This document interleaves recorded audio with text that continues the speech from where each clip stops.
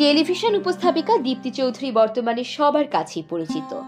গত মাসে তার উপস্থাপনায় টক শো টু দ্য পয়েন্টের কথা নিশ্চয়ই মনে আছে। তার ধৈর্যের প্রশংসা করেছেন অনুষ্ঠানটি দেখা অনেকেই। হঠাৎ আলোচনায় আসা এই উপস্থাপিকাকে নিয়ে সিনেমা তৈরির কথা ভাবছিলেন জাজ মাল্টিমিডিয়ার কর্ণধার আব্দুল আজিজ, কিন্তু সিনেমা করতে রাজি নন দীপ্তি। জাজ মাল্টিমিডিয়ার পক্ষ থেকে দীপ্তি চৌধুরীকে সিনেমায় নায়িকা হওয়ার প্রস্তাব দেওয়া হয়েছিল। আব্দুল আজিজ চেয়েছিলেন তার নতুন ছবির নায়িকা হবেন দীপ্তি।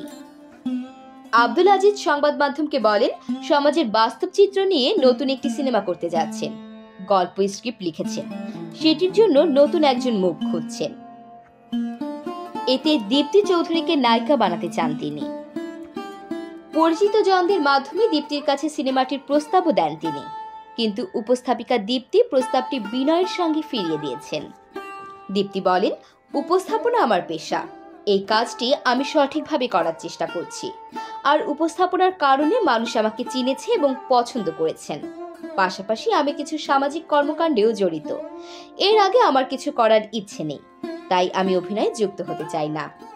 প্রসঙ্গত, বৈষম্য বিরোধী ছাত্র আন্দোলন চলাকালীন সময়ে টু দ্য পয়েন্ট নামে একটি টক শোতে সাবেক বিচারপতি শামসুদ্দিন চৌধুরী মানিক মেজাজ হারিয়ে উপস্থাপিকা দীপ্তির ওপর ক্ষিপ্ত হয়ে ওঠে, কিন্তু দীপ্তি বিষয়টিকে হাসি মুখে সামলে নেন। এমন তথ্যবহুল সংবাদ পেতে চ্যানেলটি সাবস্ক্রাইব করে পাশেই থাকুন। আর ভিডিওটি কেমন লেগেছে মন্তব্য করতে ভুলবেন না।